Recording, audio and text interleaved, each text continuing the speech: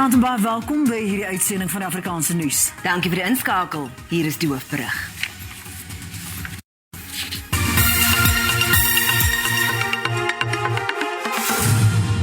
Parlementslede het oor die huidige stand van Suid-Afrika se kragprobleme gedebatteer en dit het vir vuurwerk gesorg. Opposisiepartye het wanbestuur, 'n gebrek aan verantwoordbaarheid en korrupsie as van die redes genoem waarom die kragvoorsiener op sy knieë is. Die debat volg op 'n tyd wat Afrikaners minstens tot volgende week met beerkrag te kampe gaan hê. Die ANC die regering egter verdedig en sê daar is vordering om die druk op die nasionale netwerk te verminder. At this very moment, more than half of Eskom's coal-powered fleet is offline for one reason or another. Our energy availability factor, which is basically the percentage of Eskom's installed capacity that is actually generating electricity, is at a record annual low of 58%. And the 3-month outlook indicates a rough road ahead with a high risk of load shedding. And yet this government appears to be in complete denial of the urgency and seriousness of the electricity crisis. Die EFF het die probleme by die kragverskaffer voor die bestuur en die president se deur gelê. We want Andre Dreiter to go. We will not continue to stand by and watch the collapse and looting of public strategic assets. We are not going to ask Mr. Cyril Ramaphosa to remove Mr. Godongwana because they share the same collective incompetence. And Mr. Ramaphosa has proven to all that he's a coward, incapable of taking difficult decisions.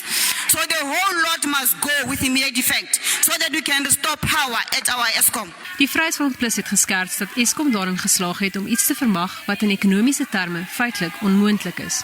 It's an undisputable fact that Eskom has and has always had a monopoly on electricity supply in South Africa. Now, according to Economics 101, a monopoly always makes a profit, always. It never, ever can make a loss, except under the management of the ANC. Wessels het ook klem gelê op die feit dat Suid-Afrikaners reeds 14 jaar met beerkrag moet saamleef. The crisis of insufficient electricity supply already started in 2008 with all kinds of excuses of coal getting wet, en ek verstaan nie hoekom bou julle dan nie net 'n dakkie vir die steenkool nie. But anyway, fact of the matter is, since 2008, less electricity is being produced, less electricity. But Eskom employs more and more staff members. Die Goed-party het op sy beurt uitgewys hoe die kragsituasie die afgelope paar jaar agteruit gegaan het. Over the past 3 years, there have been more blackouts than ever before, with 2021 being the worst year since 2007. By the end of November 2021, we had 1,136 hours of outages. Die parlementêre leier van die National Freedom Party sê dit is hoogtyd dat diegene wat Eskom leeggesteel het aan die pen ry. The South African population increased from 40 million to 60 million now. Does that not tell us that we need to increase our capacity, we need to maintain our infrastructure, we need to build new infrastructure? Does it not tell us? But what did we do? What little opportunity we had, we found to loot and be corrupt, and we've created millionaires and multimillionaires and billionaires out of it. That is the reason why we are where we are. And the question is, when are those people going to be in orange overalls? Een van die laaste sprekers in die debat was die minister van openbare ondernemings, Pravin Gordhan. Hy sê die neerhalende opmerkings wat in die debat geopper is, gaan nie help om die situasie om te keer nie. Hy het bygevoeg dat die huidige ANC-regering ten doel het om energiesekerheid te verseker, maar dit gaan nie môre gebeur nie. South Africa does not have energy security at present. While previous administrations, boards and management caused some of the problems, it is this ANC administration, starting in 2018, that takes the responsibility to ensure that in time there will be energy security and that it will transform Eskom. We take the responsibility for whatever has been done, but we will cure whatever has been done, given the time and the effort that we will put in. Die departement van gesondheid het teruggekrabbel na sy aanvanklike aankondiging dat kinders nie meer maskers op skool hoef te dra nie. Enkele ure gelede het die departement bekendgemaak dat dit steeds verpligtend is. Die gesigmaskerbeleid vir kinders het ouers en vakbonde verdeel. Die beperkings wat onder die nasionale ramptoestand afgedwing is, het gisterand om middernag verval. Wetenskaplikes meen hoewel die 5de COVID-19 vlaag nog nie heeltemal hier is nie, iets groters wel op pad is. Moving into winter, we're having increased numbers. We still think we are coming to the 5th wave. I'm personally not convinced this is the 5th wave yet. I think there's something bigger to come. And during winter months, we gather indoors more than we do outdoors. And right now we're in a vulnerable position. We still have less than half of the adult population vaccinated. And we are not as protected as we should be against COVID. Die Departement van Gesondheid het die sperdatum vir openbare kommentaar op die gesondheidsregulasies tot 5 Julie verleng. Hulle sê die verlenging strook met statutêre vereistes en gaan die departement genoeg tyd gee om alle kommentaar en voorleggings te oorweeg. Die padverkeersbestuurskoöperasie het gewaarsku dat hulle van môre af geen verskonings gaan aanvaar van diegene wie se rybewyse verval het nie. Die grasieperiode vir rybewyse wat tussen 26 Maart 2020 en 31 Augustus 2021 verval het vandag verstryk en gaan nie verder verleng word nie. Diegene wie se rybewyse verval het of wat vir 'n nuwe een aansoek gedoen het, maar dit nog nie ontvang het nie, word aangeraai om 'n tydelike rybewys te kry. Daar was die afgelope tyd verskeie kwessies wat die uitreiking van rybewyse vertraag het. Mense moes aanlyn afsprake maak wat dikwels moeilik bekombaar was en vir maande was die land se enigste masjien wat rybewyskaarte kon druk ook buite werking. Volgens die jongste beskikbare inligting is daar tans 'n agterstand van 500.000 rybewyskaarte. Ons gaan voort. 'n tekort aan straler brandstof vir die OR Tambo lughawe in Kempton Park, Gauteng, het 'n stremmende uitwerking op internasionale vlugte. Internasionale lugdienste moes al verskeie kere ure by hulle roosters byvoeg, omdat hulle by Durban of Windhoek in Namibië moes draai om te hervul. Dis te wyte aan die verlammende uitwerking van die verwoestende oorstromings in KwaZulu-Natal op die spoornetwerk uit die provinsie. Nou word brandstof vir vliegtuie by die land se grootste lughawe gerantsoneer. Die Patriotic Alliance sê hulle gaan verseker dat geen onwettige immigrant in die Suid-Karoo distriksmunisipaliteit in die Weskaap woon of werk nie. Dit strook met die party se hoofprioriteit om die land van onwettige immigrante te bevry. Verlede maand is partypresident Gayton McKenzie onbestrede tot burgemeester in die munisipaliteit verkies en het beloof om die behoeftes van die gemeenskap te prioritiseer. Hy het hom verder daartoe verbind om sy volle salaris te skenk om dienste te lewer en te verbeter. The Central Karoo is going to be an illegal immigrant free zone. And the president was not just talking words. Die Patriotic Alliance hou voet by stuk. Die party beoog om die kwessie van onwettige immigrante te hanteer en beplan om dit in die Sentraal Karoo te doen, waar sy president Gayton McKenzie aanstuur is as burgemeester. Die party sê hulle is nie xenofobies nie, maar Suid-Afrikaners moet eerste gestel word. Kunene het ook redes verskaf waarom hulle onlangs uit 'n koalisie met die DA in die Weskaap se Knysna en Matsikama munisipaliteit onttrek het. Now the DA goes public to say that it does not want to work with the ANC. But on the other hand, it has been working with the ANC to try and get the PA out of the Central Karoo, which is formed by Prince Albert, Beaufort West and Laingsburg. And that is the real reason why we decided that we are withdrawing from our coalition with the DA in the Western Cape. Maar Kunene sê die koalisieooreenkoms wat hulle met die DA in die stad Johannesburg en Ekurhuleni onder die veelparty koalisie het, is veilig. Dit was in reaksie op gerugte dat hulle met die ANC en EFF in gesprek was oor die ondersteuning van 'n verandering van regering in Ekurhuleni. We have not held any discussions with the EFF pertaining to Johannesburg.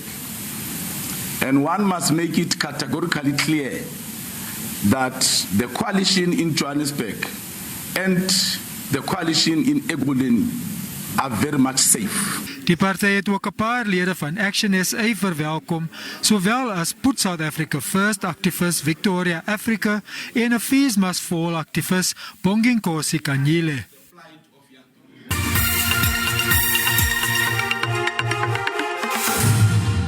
Die minister van Finansies, Godongwana, sê lae ekonomiese groei kan die regering se vermoë belemmer om sy skuld te dien. Die land se kredietgradering is nog nie verlaag sedert hy in die amp aangestel is nie. Godongwana meen die regering moet uitdagings soos water en elektrisiteitsvoorsiening pak. Stygende skuld is 'n reuse probleem vir Suid-Afrika. Die ekonomie is verder geknou deur die COVID-19-pandemie. Dit het aanleiding gegee tot grootskaalse werksverliese en salarisverlagings weens die inperkingsmaatreëls. Die onluste in KwaZulu-Natal en Gauteng in Julie verlede jaar, onbestendige kragverskaffing en uiterste weer het sake vererger.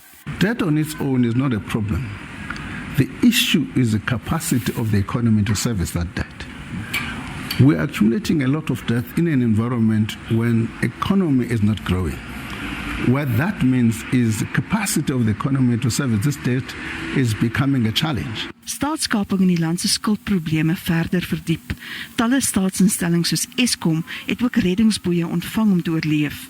Meer as 300 miljard rand is die afgelope dekade gebruik om Eskom staande te hou. Eskom has accumulated debt to the extent that its capacity to service that debt now is questionable. And therefore, there's a general agreement in my view in the market when I look at the Article 4 report of the IMF, I look at what the World Bank is saying, I look at what all people are saying is that the challenges that is facing the government is that we've got to think how to manage that debt for Eskom, not all of it, but some of it Eskom cannot afford. Jeugwerkloosheid bly een van die grootste probleme in die land. Godongwana meen die regering moet bestaande metodes soos belastingaansporings gebruik om werk te skep. Vakbonde in die openbare sektor het 'n loonverhogingseis van 10% ter tafel gelê vir die 2022-2023 boekjaar. Hulle soek ook 'n verhoging van R2.500 in die behuisingstoelaag voordeel. Die loonverhoging is ver bo die huidige inflasievlak van 5,9%. Die eis kom boonop op 'n tydstip wat die nasionale tesourier dit duidelik gestel het dat 'n stywer greep op die staatsdienste loonrekening 'n sleutelprioriteit is. Die nasionale tesourier het reeds begroot om R682,5 miljard aan die openbare sektor se loonrekening vir die 2022-23 fiskale jaar te bestee. Die regering sal 'n verdere R60 miljard moet kry om aan die jongste vakbond eis te voldoen. Die belastingbetaler is reeds vuisvoos in hierdie ekonomiese tye, terwyl die nasionale tesourier probeer om lenings wat hy in die open mark aangaan te verminder. En die regering word sterk versoek om nie staat te maak op die onlangse kommoditeitsoplewing wat gehelp het om die land se beurs 'n hupstoot te gee nie. Ons skuldverhouding is reeds problematies hoog. As ons net kyk na wat ons rentebetalings jaarliks is dit R330 miljard hierdie jaar. Dit is 'n derde meer as wat ons aan totale sosiale welvaartstoelaag betaal. Met ander woorde, ons is regtig in 'n posisie waar ons skuld moet afbring, want ons is besig om hulpbronne daaraan te spandeer wat ons beter kon gebruik het in die ekonomie. Die regering het probeer om besteding aan die openbare sektor se loonrekening te verlaag. The unions last year, they've already binded themselves into an agreement that is perpetual. That agreement simply says that if there's no agreement in these talks, the previous agreement will basically take precedence. All that government has to do is to make sure that there's no agreement and that agreement kicks in. That is the greatest sellout agreement that I've ever seen. Vakbonde het vertroue in die regering verloor nadat die verhoging wat hulle in die 2020-2021 boekjaar verwag het, nie betaal is nie. Hulle poog nou om hul werksloon en voorwaardes op 'n jaarlikse basis te beding. Die rand het in die sluiting van die JSE om 5:00 vanmiddag swakker verhandel teen die vernaamste geldeenhede. Die JSE se indeks van alle aandele het laer gesluit. Die goudprys was teen die sluiting van die JSE hoër en die prys van Brent-olie het ook gestyg. En ons het ongelukkig nie betyds die pryse van landbougewasse van die JSE ontvang nie.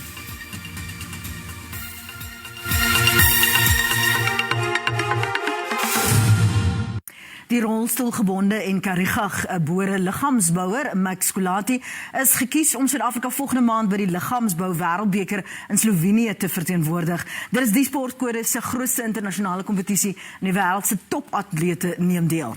Die 33-jarige Kulati uit 'n agtergeblewe agtergrond moet egter sy eie reis na die toernooi finansier. Alhoewel hy die hele vasteland moet verteenwoordig, ry hy die dorp plat op soek na borge om hom te help om sy droom te bewaarheid. 'n Gly en val het Kulati se lewe onherroepelik verander. Hy het eers niks daarvan gedink nie, tot gevoelloosheid in sy onderste ledemate 2 weke later sy wêreld onderste bo geruk het. Die volgende dag kon hy nie meer loop nie. Om die beste van 'n slegte situasie te maak, het die pa van 3 positief gebly en gewigte begin optel. Nadat hy al sy kompetisies vanuit 'n rolstoel gewen het, het hy hom net meer as 'n jaar gelede tot liggaamsbou gewend. Hy is nou op pad na Slovenië vir die wêreldbeker liggaamsboutoernooi, maar het met 'n groot uitdaging te kampe. It's quite disappointing because I won't be just representing South Africa there, I'll be representing Africa because that's our international World Cup. And the government, even the councillors, I've knocked around some councillors. Fortunately, I have this team that is called Max 2022. They are the guys that are helping me. Even some of the guys that are training at Metro Gym and the guys from the community, there are a few guys who are helping me out. Die internasionale liggaamsbou en fiksheidfederasie ontvang nie befondsing van die regering nie, omdat die federasie nie aan sekere vereistes voldoen nie. IBFF does not receive any funding from the government and relies solely on investors and sponsors. We ask investors and sponsors to help us promote the art of bodybuilding, especially in the rural areas. There are so many athletes with enormous talent, but they lack the funds. Alhoewel Max sê sy opleiding en voorbereiding verloop goed, is hy steeds baie bekommerd oor sy visum aansoek. Met soveel deursettingsvermoë dink ek hy sal dit kan maak. Wel, hy het gebid, hy vra vir donateurs, dalk is daar hopelik borge wat nader gaan staan. Dis hy, ons moet hier altroep tot môre aan, totsiens. Geniet die res van jou aan verder, mooi bly.